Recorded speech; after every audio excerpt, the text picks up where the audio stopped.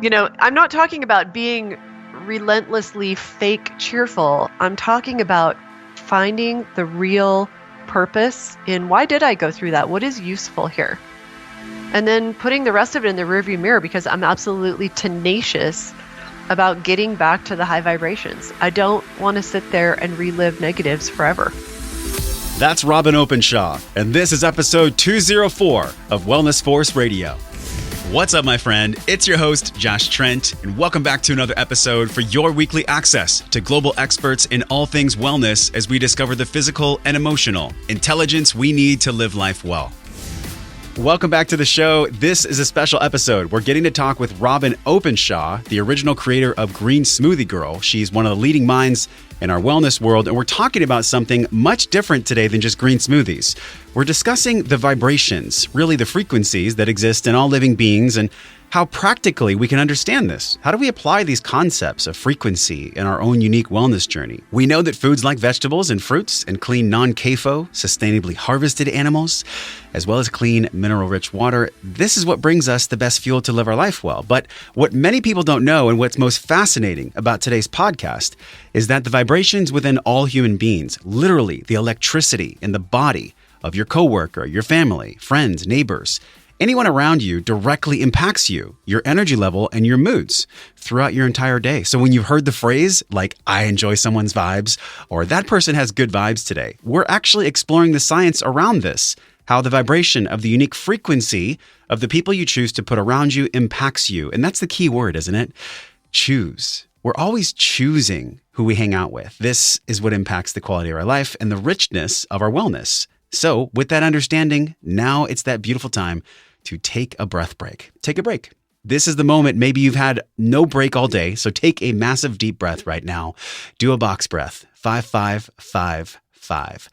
Inhale, hold, exhale, hold. Place your hand on your belly. You deserve this, and you also deserve the best food to give you the best energy. But what most people don't realize is that it's actually the micronutrients in food that support our internal organs and our energy much more than just protein, carbs, and fat.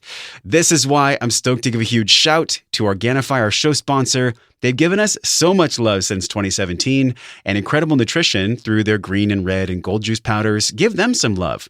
Support the show as part of this Wellness Force family. You are a part of this community. You get the hookup, Organifi.com/Wellness Force. Enter code Wellness Force and get 20% off 20 for a deep discount off the red, greens, and gold juices. Oh, and also the proteins. I've been loving the vanilla protein. So for all my vegetarians and vegans in the audience, this is the best protein powder I've ever tried in my life, and I've tried a ton of them. But the best part about this powder is that it's 100% organic and vegan.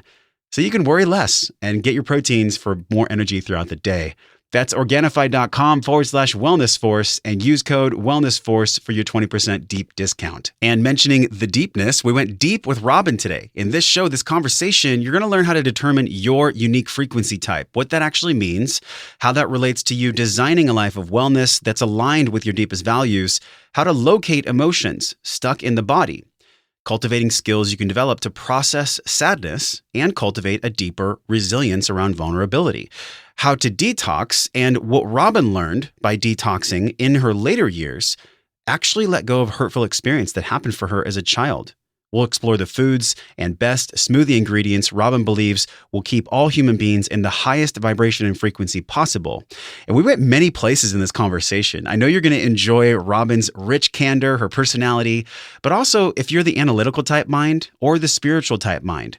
This show, I was really stoked on how we combine these two things, this practicality, this spirituality. Make sure you head to the show notes page today, wellnessforce.com/204 for all the links and resources, and also give Robyn a shout on social media. Let her know that you heard her on Wellness Force. Okay, my friend, let's drop in right here, right now with Robyn Openshaw talking about her new book, Vibe, and so much more.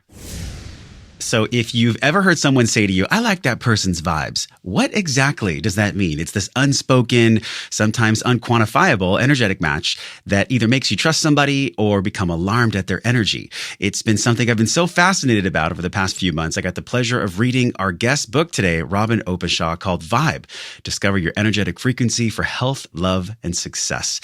But what's even more powerful is that we're talking with Robyn about her story, many thresholds she's gone through in health and wellness, why this book came through her to now serve millions of people across the world with this education about frequency, how it applies to our physical and emotional intelligence. And I'm just so excited to have Robyn on the show today. Robyn, welcome to Wellness Force Radio.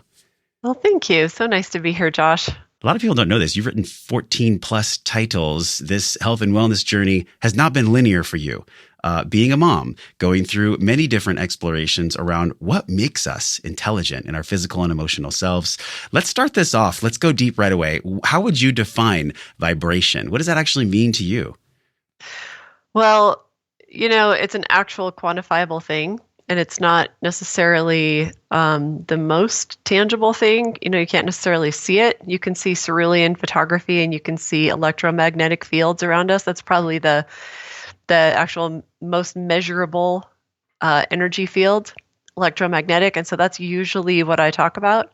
But everything is emanating energy. Everything actually is energy. And Einstein said everything in life is vibration. And when he said it, I want to say in the 1930s, nobody knew what the heck he was talking about. Nobody was listening. It didn't have any real application. But now we live in a world where, even standard of care medicine is using energy medicine in the form of lasers. We have lasers that heal and we have lasers that cut. And thanks to our understanding of or our new ability to leverage energetic frequencies, we can cut someone open like a half an inch or an inch and remove an entire organ. Go in with a laser, and with killing rays, we can cut an organ or a gland that isn't functioning anymore or that's cancerous. We can cut it up in pieces and pull it out and have that surgery. The person can be back to work the next day. Then you can also leverage healing frequencies. Just to go with that same metaphor or example, there are healing lasers as well that can 10x the rate of healing. Yes. So everything has an energetic frequency and a specific thought or emotion.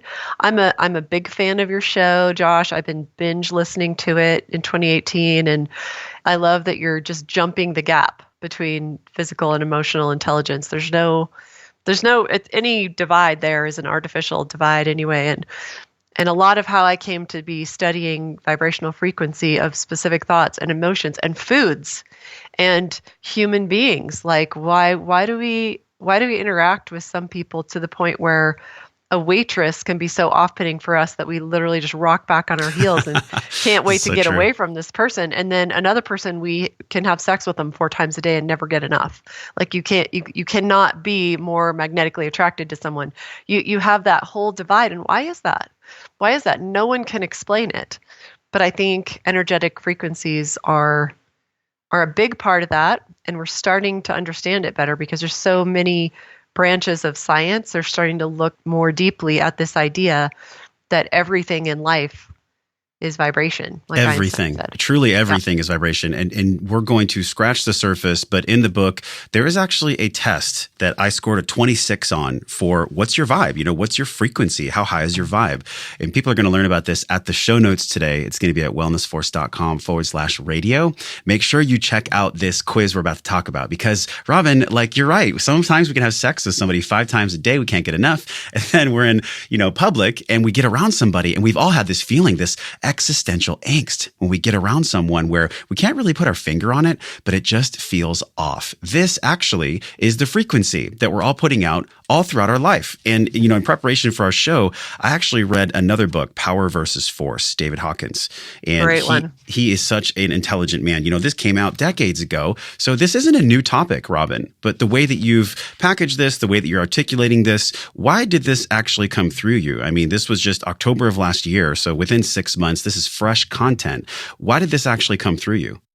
Well, actually in 2014, I did a lecture tour. I meant to go to, I think 40 something cities were on my itinerary. I ended up going to 88 cities that year, mostly because I would go to the first round of cities and they would say, if you could come back, there's people I want to hear this.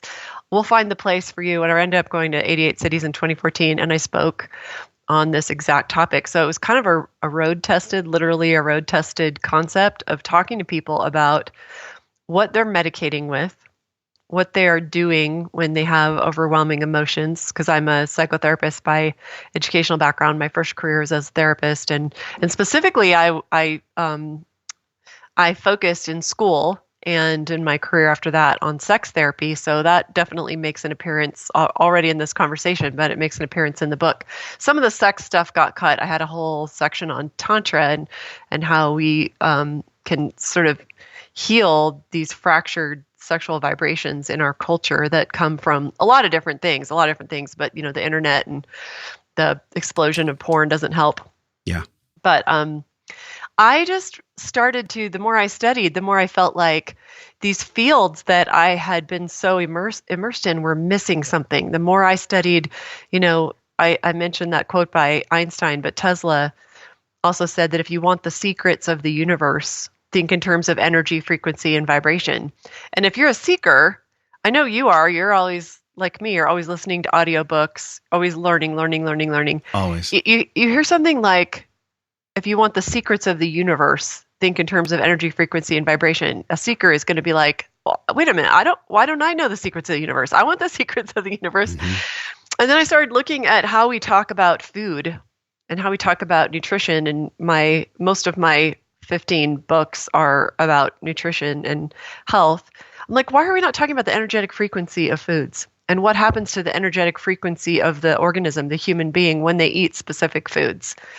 Why are we talking about calories, and why are we talking about grams of macronutrients, proteins, fats, and carbs? Why are we so over in this corner looking at this when everything is vibration? Then I started to look at my career as a therapist and how we aren't serving people if we aren't talking about these energetic matches, and if we aren't getting to the bottom of why does this person you met at a party, you met them for 30 seconds and you are just looking for them all across the room. It's like you feel like you've known them your whole life. You're pulled. You're energetically pulled across the room. You're trying to find a way that you can do lunch later. Or how can we get on the phone if we live in different cities? Why does this happen? And if there is energy to every human being and we are either attracted or repelled, what does that mean for how we're communicating? What does that mean for how we're showing up in our relationships?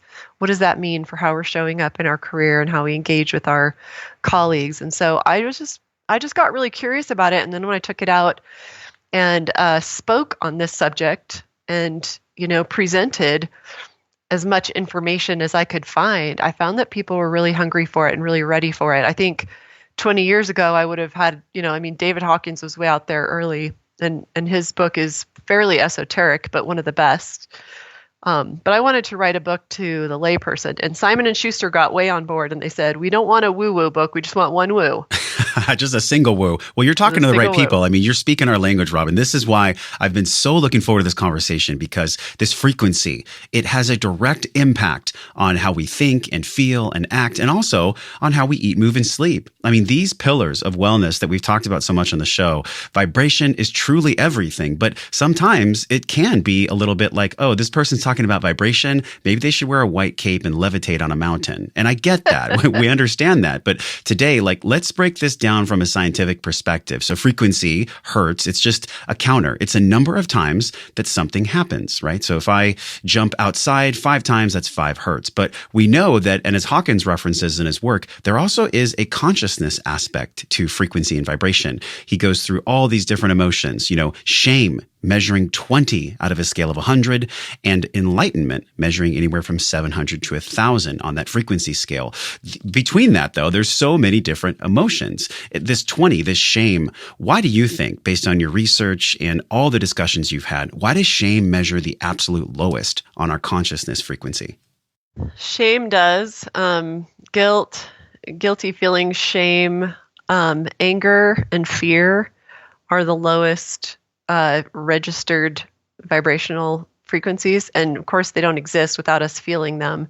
And what's exciting is that we can learn how to feel them and then metabolize them, ask them what they're there to instruct us in, learn from whatever they were there for, because generally they're there for a reason, and they are energies that really should flow through us.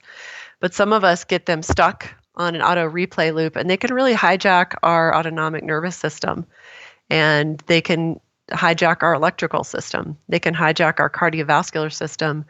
And all these things are really inextricably linked, and we're just scratching the surface of what we understand about them. I mean, you can get an ECG done and you're measuring the frequency of the human heart, and you can get an EEG done and you're measuring the output of energy from the human brain, and you can see what happens to them.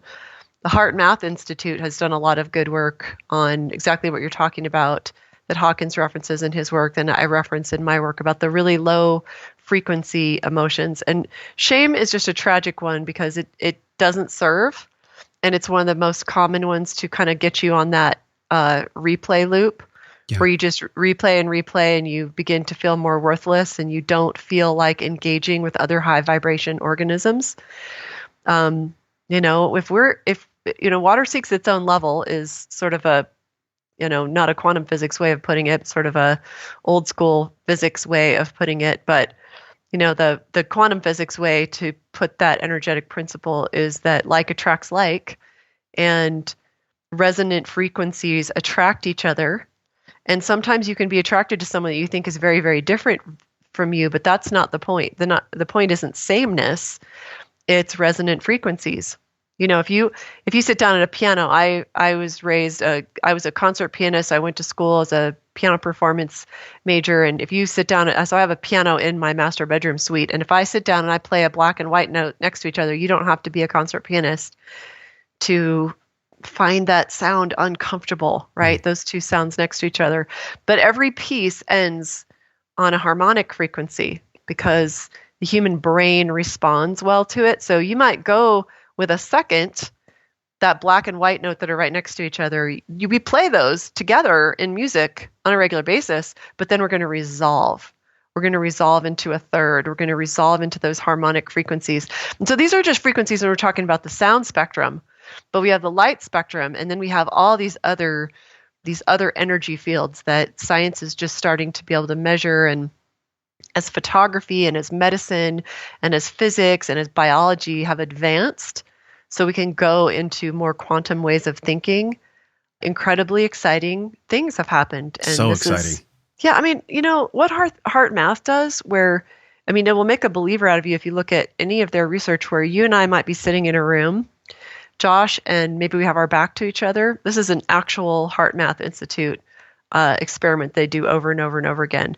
And as the person who is emitting heart waves, to go into a meditation of love and gratitude, and you project that. And my back is to you. We can't see each other. We're not exchanging. There's no eye contact. There's no words being exchanged. But if I'm connected to an EEG and you're connected to an ECG, we can see, and I have an actual picture in my book of what it looks like when you go into an 8-second gratitude meditation. Completely changes your heart waves, completely changes your brain waves. So you and I could be sitting there in this room, not looking at each other, not communicating in any other way. And as your heart changes and you go into a place of meditation on the things you're grateful for, my brain waves smooth out. Yeah. It actually has a positive effect on me mentally. And so what's exciting to me, the reason I was like, so many things I'm interested in that I could dig deeper on and write a book about or do a speaking tour on. This one so captured me because if that's the case, if you and I sitting in a room, not even communicating in any of the traditional ways, if I am having that kind of effect on you, I could potentially have that kind of effect on you, then I want to know about it. I want to understand it. I want to cultivate it. When I come on your show, I want to be there to inspire and uplift and raise the frequency around me because it's collective. It's not like this is my frequency. Gosh, this is the collective. And sometimes we catch ourselves, we are aware that we're functioning at a lower vibration. This is when these negative thought loops can happen. And we've all been there. We're human beings, we're not just human doings. And sometimes even with our meditation, even with our tools, even with our mirrors of mindfulness, we can find ourselves in these low vibrational states. And this, I believe, is where all disease, all heaviness, and all kind of human disconnection really stems from. This happened for you too. Let's go into this context so people know a little bit more about you, and then we'll go back to the high frequency, high vibe conversation. 206 pounds, to quantify it. You hit that in your life. I look at you now. People see you online. They're like, oh, at first glance, she's probably been healthy her whole life. But that's not the case. 206 pounds. This was, you called it my low vibration life in my 20s. Can you share with us about this? Because I think people could really connect with you. Well, I should point out that I was 9 months pregnant at 206 pounds, but even when I lost the baby, I was in like the 180s, my high point, not pregnant. And that's pretty fat for me. I'm 5'8.5", but yeah, that was one defining characteristic of what I call my low vibration life. And I didn't have those words for it back then in my 20s, but I was just struggling with every problem there is. I mean, from Hashimoto's, which was not yet diagnosed, to I had a giant tumor. I was having transischemic attacks, which are mini strokes. I was suffering from major anxiety, sometimes panic attacks, but generalized anxiety. I was on a SSRI for that. Didn't know any better. I didn't know any better on any of it. You go walking into a doctor's office, they've got their little pad, and that's what they think that you want from them. It's not their fault. It's what they're trained in, and it's what most people want from them is give me a prescription. So it's nobody to be mad at here. We kind of created this monster ourselves. And now if I ever take one of my children to the doctor or whatever, I'll say, hey, just so you know, I'm like not really here for a prescription. I'm here for the diagnostic. I want to know, is this an ear infection? Is it in both ears? Whatever. But will you work with me? Will you be okay with the fact that I'm going to go do things that I believe will restore my child's healthy vibration, right? So yeah, I absolutely agree with you. I think that we can eat everything right, and we can stay out of all the toxic places, and we can change all the products we use in our home to get rid of the chemical exposure. Yeah. But Josh, if we do not address who we are foundationally and the kind of energies that we're cultivating and how we are processing the negatives that come into our life, because I was 206 pounds or 180 something pounds, not pregnant. And I was suffering with all of these different diagnoses, and I can say I was having many strokes. You were having over 21 different diseases, right? I mean, how is that even possible? Looking back, what do you believe was the root cause of this? It sounds crazy. I had high blood pressure.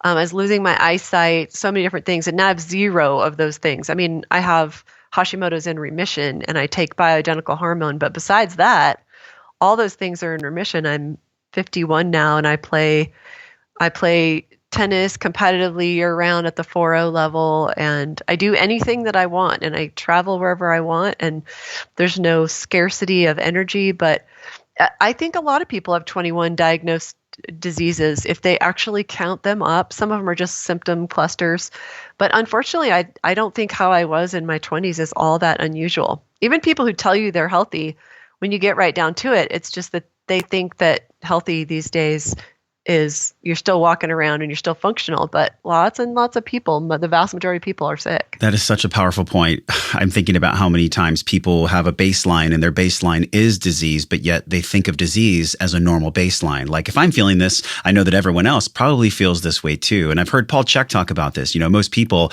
they're so out of health, they're so in disease that they've just forgotten what a true baseline of health actually feels like. So looking back, what do you know? What do you believe was at the root cause of that disease manifesting, those 21 diseases manifesting emotionally? What was that? I think there were a bunch of things. I think I was pretty much doing everything wrong back then. I don't think that I knew how to cultivate a positive relationship. It certainly wasn't modeled to me growing up. And so then I went to grad school to be a psychotherapist, mostly to heal this really dysfunctional family that I had come from, because I knew that I didn't want to create a family like that. I think that I was eating the standard American diet of dead, low vibration foods, and we can talk about what we've learned about food. I think a lot more needs to be discovered, but I think the basics are really clear of what foods are taking us down in the lower frequencies where we are more likely to feel shame, fear, anger, stuckness. Yes. Lack of creativity, lack of productivity, or in the high vibrations where we are frequently in flow states. We are creative, we're loving, we are forgiving, we are peaceful. I mean, we know those feel amazing, right? And we can see on EEG and ECG. We can see what those look like. And the output of your brain or of your heart when you are in a flow state, like one of those creative flow states where you lose track of time for 2.5 hours and you can't believe 2.5 hours just passed and you got a lot done. And it was just like super on point, creative, the words were coming to you. We know we love those feelings, but when you see them charted on an ECG, they are smooth and high and flowing. They look like what they feel like. They look beautiful and even and consistent, just like they feel. And we also know from the output of EEG or ECG of someone in a state of fear or anger, we know what it looks like. It's sharp and jagged and pointed, little pointed ends, and very inconsistent. As it turns out, fear looks like what fear feels like. Wow, this is a contrast to my life because when I was young, I used food as a way to numb my emotions, as a way to quell really the messages that were coming through me that were for my healing. But I didn't know that until I look back. So I'm thinking about you, having so much happen to really give you that deep contrast. It must have felt very dark back then, honestly. Now I'm looking at you and it's like, okay, you're competitive sports, you're at this age of vitality and health, but yet at 26 with these 21 diseases, I can't even imagine what you were feeling then. What do you think you were covering that you then moved on to actually explore and deal with so that those vibrations came through you and you had a life of health? I think we're all covering for inadequacy. And I think in our 20s, the developmental task is to figure out who we are. And so, I'm here in a culture, a very conservative culture. I live in Utah County in Utah, and people get married young, they have babies young. And I was having babies really very young, and I didn't know what I was doing. And I knew that I came from just a mess. Did you actually want to have the babies? I don't know because I was just programmed. I just did what I was programmed to do. I didn't know what I wanted back then.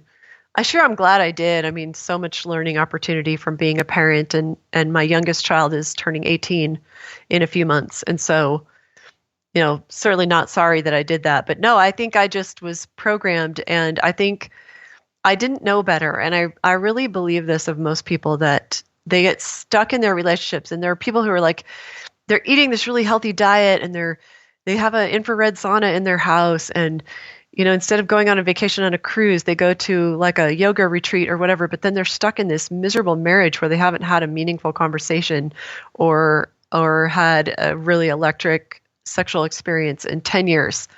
And they haven't solved that. And they haven't had the hard conversations to push through those energies out of that relationship or ended the relationship. Because that's got to be a possibility too. I don't want to act like marriages are, throwaway, but sometimes that's the right answer. Sometimes that, for me, that was the right thing. Like my whole life changed when I got out of a toxic relationship, and two different toxic relationships that were some of my greatest learning opportunities. Just because we're in a relationship with another person doesn't mean we have to commit to everybody we meet for life. Yes. Oh my gosh. I feel that. I know people listening can feel the same thing. And it's this mindset where it's a constant practice, Robyn. It's not like we're going to get some guide from the internet and then all of a sudden, boom, snap, we are downloaded with this ultimate way of being for high vibe life. No, it doesn't work that way. You talk about this in the book, in your second chapter, Mindsets and Emotions, how to control them for high vibration. You talk about the mental discipline of optimal VIQ. You mention, unless you're willing to let go of some possibly deep held beliefs, even some elements of your identity. Are you actually open to that, to letting go of the things that aren't serving you well? This is going to be the challenge for all of us, this emotional inventory. Can you talk about this? Yeah, that's a great quote to pull out of this context of where we were talking about, because if we continue on discussing relationships, I think that we are far more emotionally healthy, which completely dictates our physical health, probably more than the food that we eat, if we are at peace with the people who flow in and flow out of our lives. And I don't say that to say that we don't fight for our marriage or that we don't stay in it when the going gets tough with one of our children. But I do think that relationships often have a programmed end. And, we can grieve that, we can cling to it. I think so much of our misery is self-created because we don't just flow with change. But probably the greatest the greatest learning lesson of the last 10 years for me, which is the 10 years that I was studying or preparing to write this book, was also my post-divorce years and represented a major shift in my life because my parents have been married for 50-something years. All 7 of my siblings are married. It was like that was a fail. In the culture that I was raised in, that is a fail if you do not stay married till you're dead. And if I have learned one important thing in the last 10 years, and this absolutely goes with an understanding of energetics, it is to let go. Let go of more things. I'm not saying don't try hard. I'm not saying don't have values. I'm saying there are so many things that you are clinging to that are not serving you, and that if you let the energy flow through and let it teach you what it's going to teach you and cause you a little bit of pain and suffering, but not endless years of suffering, not replay on a loop suffering. I really now can celebrate a lot of the past relationships that I'm no longer in, whether they be friendships or, a lover, a partner, lots of different types of relationships. Even if those aren't close relationships now, I am so glad for all the things that they taught me. Even the ones that were hard and we were just gutting it out and it wasn't a match. And maybe, we were trying to make it be something that it wasn't. I love the idea of just accepting what is and finding the positive in it. I don't mean like Pollyanna and the Good Ship Lollipop and we're pretending. Wait, is the Good Ship Lollipop and Pollyanna the same movie? I think that's 2 different movies. But anyways, I'm not talking about being relentlessly fake cheerful. I'm talking about finding the real purpose in why did I go through that? What is useful here? And then putting the rest of it in the rearview mirror because I'm absolutely tenacious about getting back to the high vibrations. I don't want to sit there and relive negatives forever. Oh, Robyn, let's pause right there. If you're listening right now, rewind, listen to the past 3 minutes. Like this is really the ethos of human behavior, of how we actually change our behavior. And really, when we look at emotions, these are vibrational frequencies as well, which you talk about in the book. And you actually talk about 90 seconds. 90 seconds is the average emotion lifespan. That's right. Like 90 seconds. If you do the right things, if you let them flow through you, then we can actually live a beautiful life. This has been important for you. You mentioned about your self-talk in your own fight with anxiety. Can you shine some light on that for us? Yeah. And I think just the awareness that the average emotion lasts 90 seconds is really useful because it helps us like detach from it and just go, oh, there's an emotion. There it is passing through. When, just imagine when you're outside lying in the grass, which by the way is a wonderful thing to do if you want to be in the high vibrations because you're grounding, you're literally discharging electrons and protons that you've picked up during the day from all the, electrical frequencies around you because we live in all this chaos. You're grounding. So let's just imagine you're lying in the grass and you're looking up in the sky and you see clouds passing by. Well, a person who has anxious attachment to everything in their life are going to try to lasso the clouds. Don't go, don't go, don't go, don't go. But the peaceful person lying there in the grass looking up at the sky is just watching the clouds flow through. And just imagine the cloud that you're seeing is an emotion. It's going to be gone in 90 seconds. There's going to be another cloud behind it. And when you can realize, oh, well, there's an emotion, it'll be here for about 90 seconds. If it's there longer, it's because you are lassoing it. You're trying to lasso a cloud. And that's not always super constructive. Yeah, the rope's going to go through the cloud. We're not going to be able to actually pull that cloud down. It reminds me of Jimmy Stewart when he's like, I'll lasso the moon for you. Remember in that movie, It's a Wonderful Life. So I think about this then, this 90 seconds, what are some of the tactical things then? Do you do box breathing when you're in that negative vibration emotion? Maybe it's misery or being frightened or being in fear or just hatefulness. When we're in those 90 seconds, what have you seen in your research? What do you do personally to get through that and breathe through that?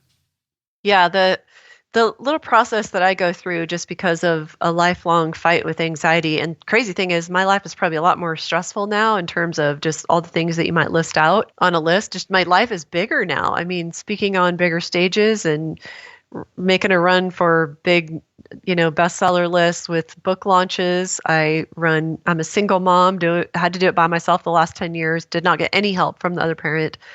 Lots of travel. I I run a company with 25 employees. On paper, that looks really stressful, but I've never been more at peace. It turns out that whether we're stressed out or whether we're at peace has very little to do with our circumstances.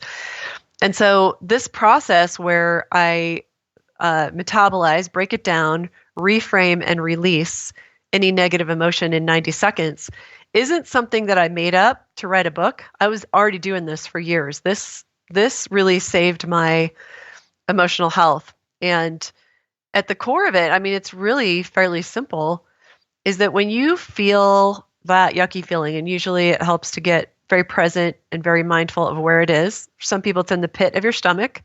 For some people, it's up in your head. Some people, it's in your shoulders.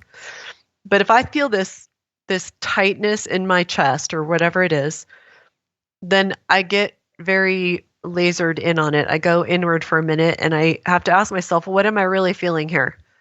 Okay, why am I feeling this uncomfortable emotion? Put a name on it. What's really bothering me? Because usually there's something bothering you that's beneath the surface emotion, especially if the surface emotion is anger. Anger is a fake emotion. Usually when we're angry, we're actually really hurt. Yes, sadness, I felt, is always below anger. It's the fuel for anger. Yep. And for some reason, it's more socially acceptable. It's more macho to show the anger. Mm-hmm. Because when we show our sadness, and I've made a practice of this for many years and tried to help my clients as a therapist express the sadness, because you actually get a much better response from people when you express the sadness. I just had a thing moving through with my boyfriend recently where I said, he'd be like, well, I can see that you're mad. And I said, but I'm actually not mad. I'm sad. You actually get a far better response. People will soften their heart towards you. They'll listen to you if you come to them from a place of your more authentic emotion. But you got to do that with yourself first. You got to learn to ask this uncomfortable feeling, what are you here to teach me? Okay? You're not trying to punch it and get it out of the way before it needs to be, because it is there to be instructive. We do have anger for a reason. We do have negative emotions for a reason. They aren't bad. They're just going to cost you over time if they become chronic and they don't ever move through. So when I get really clear with what's bothering me underneath the surface emotion, it's usually really comforting, and just to have that clarity of, oh, here's what's bothering me. This expression, though, the expressing the sadness, it can be probably the most scary thing. I mean, I was just at an event this weekend. We had some of the world-class speakers in the world talking about this for athletes. Even athletes deal with this, Robyn, where they don't express their sadness, and then that metabolizes into them having a poor athletic performance. This expression of sadness. Give us some skills around that. Well, athletes are trained badasses, right? So even harder for them, because they have to go out there with extra bravado and they have to be at the top of their game all the time. And so just imagine you're an athlete like that. We all have to confront our crusty mask, our mask that we put out there to the world. I'm tough. I can handle this. Nothing really bothers me. Of course it bothers us. And so you have to start with yourself by just putting it out there that really hurt my feelings, or that made me sad, or when you said this, it made me feel this way. And you have to accept the fact that they may punch you again, and you may feel sad and hurt again. And you have to stand there in that vulnerability and that temporary feeling of loneliness. But there's lots of research that standing there in your vulnerability and continuing to be vulnerable really results in repair of relationships, in a restoration of love between you and whoever it is that you're struggling with, and just a lot more compassion for you. And when the person you're dealing with has compassion for you because they're seeing you how you really are, instead of with the fake emotion on top that they have to contend with. Contending with anger is hard, and anger begets more anger, and we're lowering the vibration of everybody around us. This is why understanding energetic principles gets so exciting, is that we take responsibility for the vibration that we're putting out there. And like I said, it's not that we have to be Pollyanna. It's that we understand the ramifications that we have of the way that we express ourselves, the way that we communicate, the way that we break it down. So going back, if I figure out what's really bothering me beneath the surface emotion, then when I know what it is, what's bothering me, what's eating at me, why am I sitting here feeling anxious longer than 90 seconds, which is just, kind of clouds passing through, then what actions could I take to solve it? And at first you might be really mechanical with this. You might even like get out a pen and paper and write down several different things. And I give an example in the book of when I was on an airplane and I sat next to a guy who clicked his pen for 2 hours. He sat next to me and just kept clicking his pen. And I go through this example of how like I felt temporarily annoyed. And then I said, why am I feeling annoyed here? Well, because this guy's clicking his pen. I'm wondering if he's going to click his pen for the whole 4.5-hour flight. And then I say, okay, so what's really bothering me? What could I do about it? And I kind of went through this silly thing in my head where I'm like, well, I could make a big federal case out of it, or I could talk to him about it. And then I decided to do something different. In this example of pen clicker guy, I decided to see if I could be completely at peace with pen clicking going on in my environment. Like I took it on as a challenge. And I got my work out because I was planning on doing this whole work project while I was on the plane. I got this work project out and I sat there and I just directed a completely different energy at the guy. I was like, made up a story about him. He's really lonely, lives in his mom's basement. His cat just died. He's really stressed out to be on this airplane. He has been on very few airplanes in his life, and he just struggles with anxiety, and this is his way of dealing with it. And I just became so flooded with compassion from the story that I told. And then I started working on my work and I was super productive and I forgot about the pen clicking and just was flowing with the pen clicking. This is such a powerful story because I'm thinking about when I was a little kid, people would mess with me or make fun of me. And then I would get through it fairly quickly. And you write about this in the book, as we're adults, that becomes harder and harder. What you just did right there, really, you kind of tapped into your child self. You went to a place of well, how do I know this guy doesn't live in his mom's basement? Which I think is so hilarious. But children let go of these emotions fast. And you talk about this. We wonder what they have that we don't. Where do we lose that ability to release negatives promptly? Why do you think that happens when we're adults? Well, we get this really erroneous idea in our head that the crustier and the tougher and the more powerful we are, the more protected we will be, when actually the evidence suggests otherwise. So when you get clear on what actions you could take to solve it and you choose one, I want to challenge you to consider doing the exact opposite of what you would normally do. If your limbic brain took over your lizard brain, we call it lizard brain because even lizards have this part of the brain, whereas human beings have a prefrontal cortex, and we can think through things and we can act with compassion and we can act from a deeper moral code and we can act with future thinking. Whereas, lizards, they're just, I need to get in the sun. Now I need to get in the cool. Now I need to attack this predator. That's pretty much it. That's pretty much what limbic brain is capable of. And when we realize, children are capable of great compassion. I'm glad you mentioned how we are naturally so many good things as children, and then the kid's life always beats there. us up. Oh yeah, and when you can access that, the whole world likes you better. And if you choose the opposite, sometimes I do the exact opposite of what is being expected. I take it as a personal challenge that when someone flips me off in traffic, I smile and wave. And it's literally part of high vibration character development. I'm developing the ability to not be reactive and not, have an angry reaction to anger. That's I don't want to live in lizard brain. I don't want to be a lizard. Yeah. You want to be a lizard? No. I mean, lizards look great, but they don't have the ability to communicate about higher states of consciousness. So I love this intersection of vibration, but also these mindsets and emotions, really like an emotional hygiene. This is really what I see in your book here. One of the tools you talk about too is deep breathing. Earlier this year, I was on a stage and there was 300 people and I was nervous and I went into the bathroom and I did box breathing for 5 minutes. And then I turned this complete paradigm flip where I said, this isn't about me. This is about me having fun and then telling people in this room how awesome it is, this subject we were talking about, which was how to use technology for wellness. You talk about breathing in your book, that breath turns fear to excitement. Tell us about that. Yeah, it's not even my quote. I just read it years ago and I was like, it actually does. And every time I experiment with it, there is that shift. I mean, I've as a tennis player, I will take deep breaths on the court when the energy gets very, very tight. And we're down and we keep losing more points, and I need to shift the energy. It's a great way to shift energy as quickly and as naturally. I can't necessarily leave a tennis court and go lie in the grass and get as much of my clothes off as socially acceptable and lie in the grass and charge in the sun and drink a glass of water. Can't necessarily do all those things. Sounds like a perfect afternoon. Oh, we're actually having a perfect afternoon here in Utah, but that or hugging a tree, like discharging electrons and picking up other ones that you actually need is a great way to calm and soothe jangled vibrations. If you just had a conflict with someone, if you've had some rough things happening during your workday, if you've been around too many electronics, but taking a deep breath is as simple and as powerful as anything there is. Taking several deep breaths, it just oxygenates your whole body. And too many of us are suffering with anxieties, and we find ourselves shallowly breathing for hours and hours at a time. And so, yeah, I did not make up that quote, breath turns fear to excitement. But anytime you're feeling anxious and you're breathing shallow, take a few deep breaths and see how much your spirits lift. Really I want to go back to, because pull the e-brake a little bit here. You talked about trying hard and letting go, which I love this contrast. Like trying hard, so many people, Robyn, they white knuckle. It's like, if I just get this percentage on my sales sheet, or if I just get this one thing,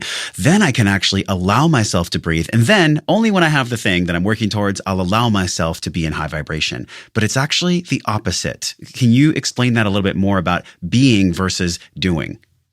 Yeah, just to give you a very vulnerable story, you mentioned that you had listened to my podcast episode with my friend Dave Asprey, and he has the Bulletproof podcast, and he's been out there for a long time. And I was just like, on this podcast interview with him, I was white knuckling it, and I was talking too much, and I was talking too fast, and I was, just like white knuckling it, I guess. And at the end of it, Dave was like, "Can I give you some feedback?"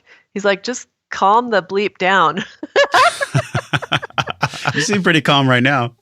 Yeah. I mean, I think I did like 30 interviews in 3 weeks. And it was super, super crazy bringing your book to market when you're making a run at all the bestseller lists. Plus, Dave likes to poke holes in everything. He's very polarizing, right? And so the woo-woo aspect, this audience wellness force, we know that emotional intelligence and all these aspects of exploration of our consciousness and vibration, we already know this is true. We already know that there's science based in this. So, I mean, expressing the sadness, Hertz, healing frequencies, destructive frequencies, we know these things have truth. And that's why we're so excited to learn from you on this and this space that you're creating. It's so exciting. That's why it's so funny. Maybe I'm super comfortable with you, Josh, because you're already so deep in this with your whole mission of bridging the gap between, the physical and emotional, because it's exactly what my jam is here. Whereas, yeah, Dave's like, he's hearing me talk and he's online while he's doing the interview and he's looking up Bruce Tinio's technology that measured vibrational frequency. And he's like looking down. I'm like, did he go to sleep or something? And finally he looks up and he goes, okay, everyone, I found it. Yep, it's patented. Here's what it is. Here's the year it was patented. This is what we need, though, Robyn. I mean, we need healthy skepticism in our industry because there are people out there that push concepts that are maybe more self-serving, that aren't really healing the collective. Let's talk about this then, these healing frequencies. We know that we talked about shame being a level of 20 on the Hertz measurement scale, destructive frequencies, anger, betrayal, things like this. But healing frequencies, the turnaround from this, what are some healing frequencies that we can do literally after this episode? Someone puts down their phone, they take the deep breath and like, all right, I'm going to do what Robyn says. I'm going to do 3 things to put me in a healing frequency state. Okay, so some of the most powerful things that you can do, I already touched on one of them, and I love to tell people to do this because we all know that it feels amazing to be outside.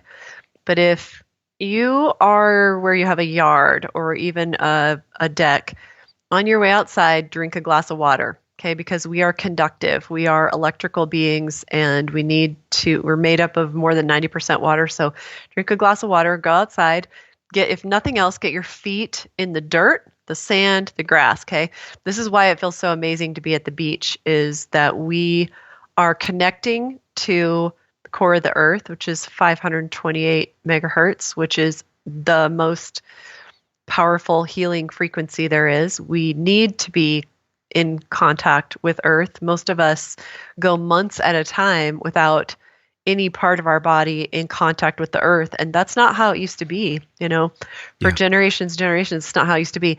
When we get our skin in the sunshine, we are not just forming a substance called vitamin D that's not entirely a vitamin, it's probably at least as much a hormone as it is a vitamin. We're not just forming that substance on the surface of our skin that will, help our bones be stronger. but we are actually charging our battery.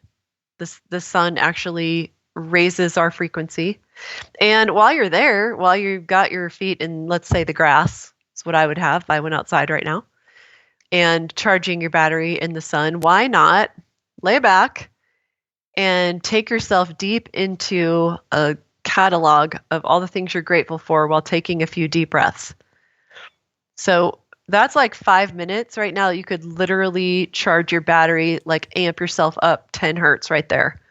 That sounds so good. Earth, sunshine, grass, gratitude, meditation, 5 minutes. This is very easy. Like we can all do this, Robyn. Why do you think that the mind sometimes says, I can't parse out time for that. I can't parse out time for these high vibrational states? Is that some kind of protection mechanism? I mean, what's going on there?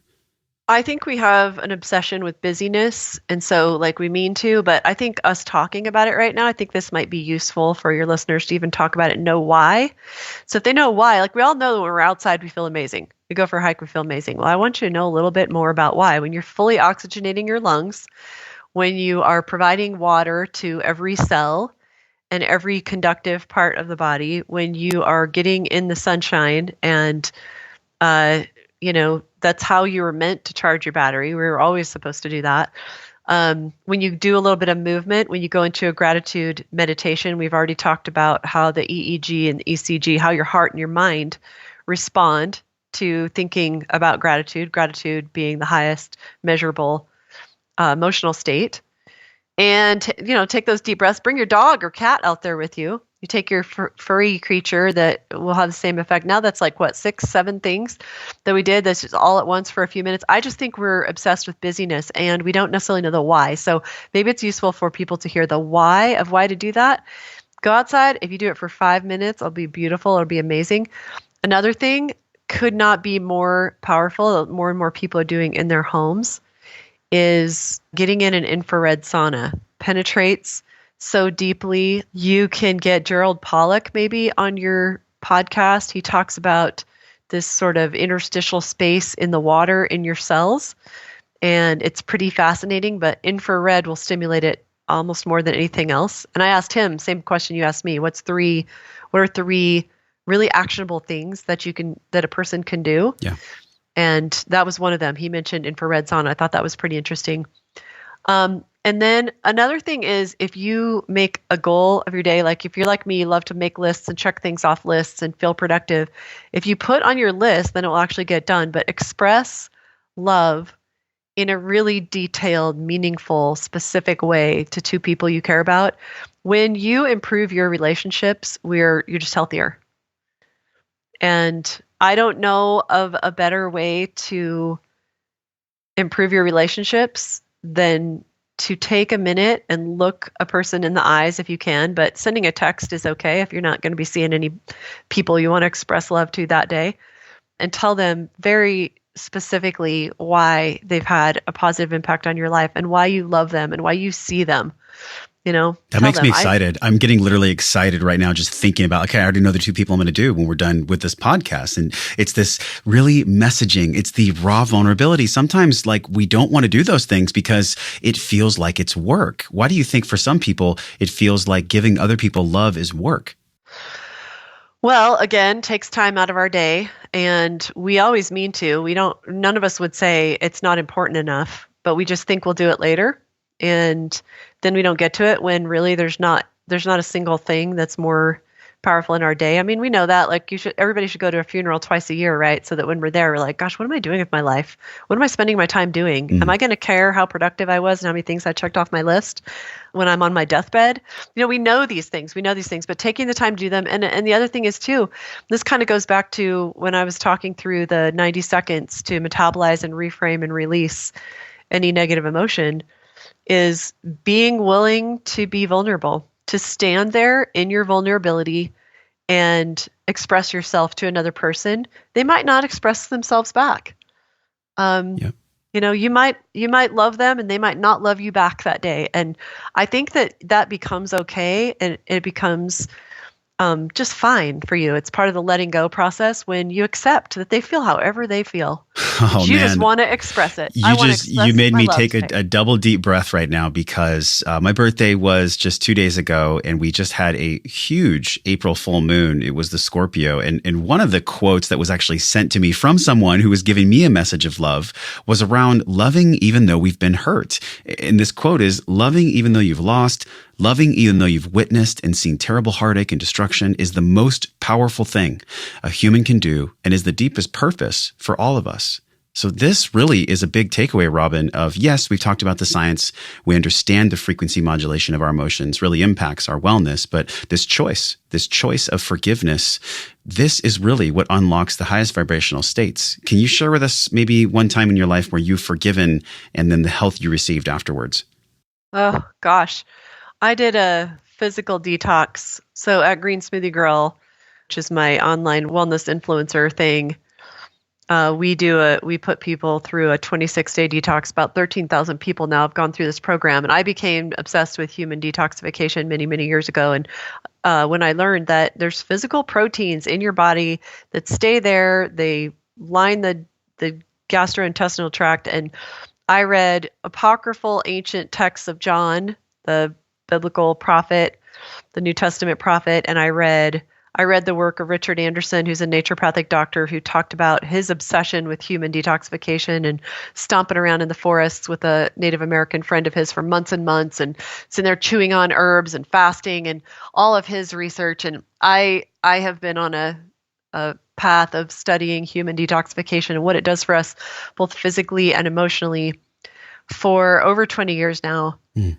And part of my obsession with it is related to my very first detox. I had to wait, like I was studying it and taking notes and deciding which detox I was going to do for years. But I was pregnant or breastfeeding and I just never, and you should not do a major detox when you're in either one of those states. But I did one and stuff left me, actual physical stuff left me, like I had read about in one of the researchers, one of my longtime heroes, he's dead now, he lived to be 97, is Bernard Jensen. And he had thousands and thousands of pictures of what came out of people's colons when they cleaned house. But he talked about how when you release catarrhal mucoid plaque, when you release the junk that's in all of us because we eat this standard American diet, plus then we do this stuff, this energetic stuff that we're talking about, where we're not releasing, stuff is not flowing through, and that could be all the way from energetically and emotionally. Yep, and physically. And when this actual physical stuff left my body, without realizing it, I found myself one time when I was releasing this stuff, all these memories of a person who had severely abused me as I was growing up, a person who was supposed to protect me, beatings, broken bones, black eyes, school involved, teachers involved. Like my childhood was quite the thing. All of these memories flooded through like in a couple of seconds, and they left me, Josh. They left me with the physical proteins. I did not know that emotions were held in proteins, and this is one of the reasons why the physical and emotional and spiritual cannot be divided, really. You can't really talk about one without the other. Yeah. This stuff left me, and I wasn't expecting this at all. This flood of emotion from this childhood of being severely abused just washed through me, and I was able to go to that person and say, "You've asked for my forgiveness. I'm totally ready. Just with a completely open heart, I forgive you." Now, I have boundaries to this person. This person healed her stuff? No. But it felt so good to let go of it. And forgiving is, I went to Dave Asprey's 40 Years of Zen in December. It's like $15,000. You go for a week, and you go in there and you put electrodes on all 4 quadrants of your brain, and it's measuring your theta, your beta, your alpha, your delta, and you learn a lot about yourself. But you spend hours in there with electrodes on your brain going through a forgiveness exercise where you go into feeling, accusing that person who wronged you 40 years ago or whatever it is, and then you in your imagination, you point a finger at them, and as if they're in a court of law, you accuse them of what they did. And then you go into the deep emotion of that, and you hear, because the sound changes when you go into a theta or an alpha state in your brain. you hear the change, and then you forgive them, and you state what positive thing that you got from what you learned from that, or what has changed in your life as a result of that terrible experience and the learning process. And then you go to whoever you've decided your ultimate authority is, whether it's your grandmother in heaven or Jesus or Buddha or the universe, and you say, am I done here? And the sound tells you what state your brain is in. And if you're not done, you start over at the beginning and you do it again. And the reason they make you spend hours and hours and hours going through every major thing in your life that you need to forgive someone else for or forgive yourself for. That's where I lost it. That's where I was sitting in the little pod sobbing my guts out, is where I had to forgive myself for my failings as a parent, for ending my marriage, which deeply, deeply hurt my partner, et cetera, et cetera. The reason they make you do that is that you can't progress. You can't be healthy and happy until you forgive. I feel like our entire conversation just led to this point where everyone thought about what's one thing they can really truly let go of. What's one thing they can really forgive another person, themselves, whatever it is. This, Robyn, is why I knew it was going to be beautiful talking to you for so many reasons. And I want to save a little bit of time here for the food aspect, because emotionally, I feel like you've unpacked us way to the bottom of the suitcase here. It's been incredible talking to you about this. Now, food, it also can charge us negatively and positively. There's so many camps out there. There's keto camp. There's paleo camp. There's vegan camp. I don't think, in my opinion, it's about being in a camp. I think it's about listening to the vibrations, tuning in, being attuned to the vibrations your body are putting out. How have you come across vibrations and food? What way do you eat now? And what do you actually believe in when it comes to food and vibration? Yeah, you really hit on the camps who are all at war with each other. There's probably a lot more camps too, but I just didn't want to mention them. Yeah, I think U.S. News and World Report rates about 38 different fad diets every year, and ketogenic diet was the number one Google search term 2017. So I'm very sad to see the ketogenic diet become so popular, because I think it's just the Atkins diet all over again, taking the lowest vibration foods we have available to us, and because people like them, tell people they can eat as much as they want of them. So I think we're doing people a real disservice to say, just eat, like burgers and bacon and butter all day, and that's a good idea. I mean, even if people lose weight, there's better ways to lose weight. I cannot get away from the fact that the highest vibration foods are superfoods, greens, and see, the keto people don't like this, and neither do the paleo people. Fruit. Fruit has a really, really high vibration, higher than greens as a class. I thought that greens would be highest, but actually fruits are. And I'm sad that sometimes fad diets get us obsessed about things as stupid as how many grams of carbohydrates we ate. Carbohydrates are our plant foods. The plant foods are the highest vibration foods. They have all the fiber. They have all the micronutrients. And so I think that we do ourselves a disservice to buy into these food fads, which have no longitudinal data to show that eating tons of bacon and butter is good for us. We have thousands of published studies showing that that's bad for our cardiovascular system, and it's bad for outcomes. It's bad for disease risk. So I'm not a big fan of the reigning food cults in 2018. Not really a big fan of food cults in general. I think they're industry driven. I think that that's all about marketing. And I think slicing and dicing carbohydrates, fats, and proteins is not, or it's just looking the wrong direction. That's not how we should look at food. And counting calories is sort of useless too. It's like, 130-something-year-old concept. Yeah, it's been proven that calories in, calories out doesn't work. There's so many other factors too. How do you see the vibrational lens then? What types of foods are we doing for high vibration? Yeah, that's exactly it. I mean, people who eat a plant-based diet can actually eat 200 more calories than people who are eating 20% animal protein, is one of the statistically significant findings of the China study that was a collaboration by Cornell and Oxford universities. I eat a very plant-based diet, Josh, and I don't take a hard line on that, because I don't think it's clear that you have to eat a vegan diet and have no animal proteins at all to be healthy. How much you can eat and what kinds, that's a whole other debate. I think it's clear that plenty of people who are very, very healthy eat mostly plants and a little bit of clean fish. I think that's what Walter Longo, who's one of the world's foremost longevity experts, his conclusions is that really after looking at the body of epidemiological and centenarian research. But what we know about vibration is that processed meat is extremely low.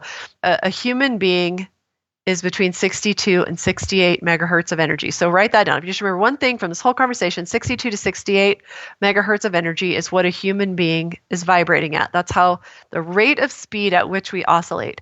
And this very important principle of quantum physics is that a substance of a higher frequency can cause a substance of a lower frequency to increase. Okay, opposite is also true. Mm-hmm. Okay, so just remember that. A substance of a higher frequency can cause a substance of a lower frequency to increase. And that's whether I'm close to it. If you're a high vibration person and you live in peace and love and generosity of spirit, and I'm this, angry person and I come in your space, you're literally going to raise my vibration just by being in my energy field. Also, if I eat an orange and I'm 62 to 68 hertz and now I eat this food that's a higher vibration, I am going to increase. That's going to put me closer to being in that creative flow state where I'm super productive at work and I'm forgiving and tolerant of my coworkers instead of gossiping about them at the water cooler. So you should know that, just as a couple of examples, processed meat, bacon, burgers, most meat products are about 2 hertz. Okay, we are 62 to 68. Processed meat, 2. So what's that going to do to us based on that principle of quantum physics I just shared? Yeah, I mean, definitely there's going to be a shift, but I also have to mention too, like there are free range sources. There's sustainably harvested animals that, we're all trying to achieve homeostasis, right? This voltage polarity, this 62 to 68 back and forth. There are better choices than for people that don't want to eat any meat at all. Yes, and if you can find those clean sources, that's going to be a much, much, much better idea.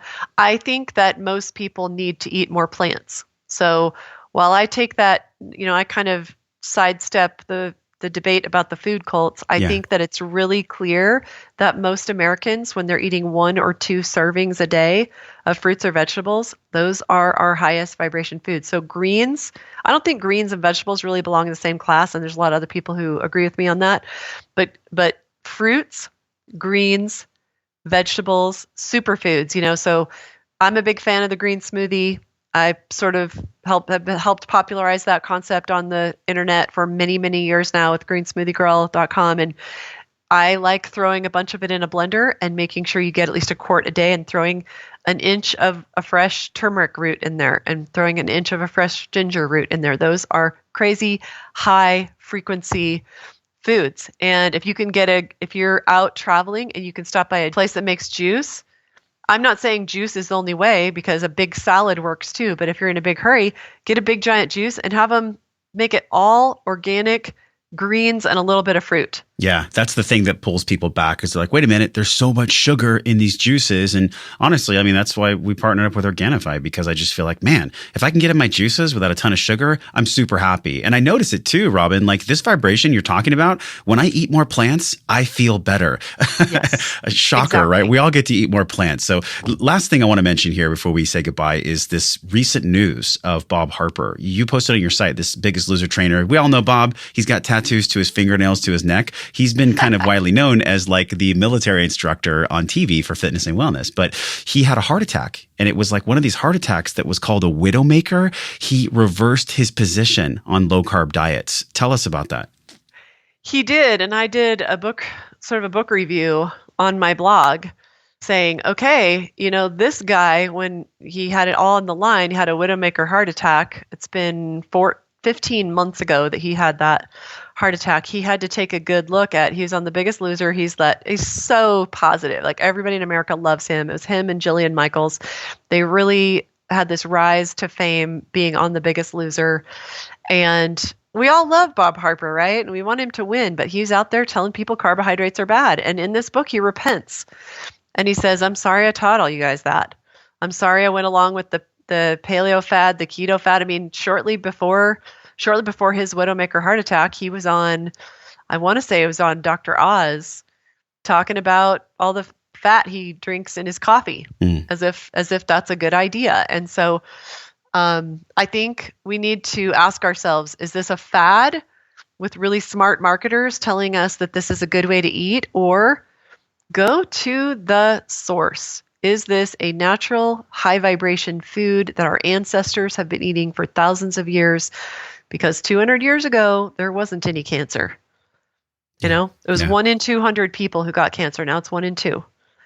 So wow, what were they eating? So incredible to have this conversation, because the timing of this for me couldn't be any more powerful. You know, I'm 38 years old recently, and I'm noticing as I've been on the computer, as I've been going about my life, doing more sedentary work, I've just noticed my craving for plants, my craving for kind of more carbohydrates. It's been increasing. And I've been feeling like my performance has been increasing as well, like my ability to go for trail runs and go out and have energy throughout the day. So I guess the takeaway from this too, when we look at vibration and food, Robyn, is you guys all get to try what works for you. There might be some short-term things where, you know, diabetics that might do ketosis, that might benefit them, and people that might have to lose 300 pounds or whatever it is. But for most of us, for the far majority, and we're seeing this too in the Blue Zone work, eat more plants, love one another, and get your ass in the sun. Thank you so much, Robyn, for coming on the show. This has been an incredible, incredible conversation. And I just want to pause here to honor you. You know, this work you're doing, so many years, so many decades of giving people the tools emotionally and physically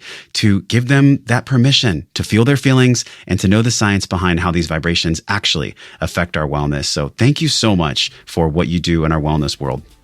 It's my great pleasure. Thank you, Josh. Hey, my friend, thank you for hanging out and growing with me on today's show. Remember to hit subscribe, share this podcast with somebody you care about that you think gets to hear this message. Support the show by leaving a 5-star review for the podcast right now, simply by tapping on your show artwork on your iPhone. Click that purple link that says review this podcast. It helps the show reach more conscious and smart people like you, and your voice will attract more world-class guests that want to come on the show. So let them hear your voice. For all the downloads, videos, links, and free resources mentioned on the episode, go to wellnessforce.com/radio. And while you're at my house on the web, join us in the Wellness Force community newsletter on that page, and I'll send you 4 free guides around staying healthy with your eating, moving, and sleeping while you travel. But don't let this conversation stop here. Join a group of people like you over at the Wellness Force community Facebook page. This is where we talk about the things that really matter. We share our wins, inspirations, struggles, and a lot more. So join us, tap on the show artwork on your phone, and hit that purple link that says join the Facebook group, and I will welcome you at the door. Okay, now you get to go out into your world and create impact for the people that you care about. So until I see you again real soon, I'm wishing you love and wellness.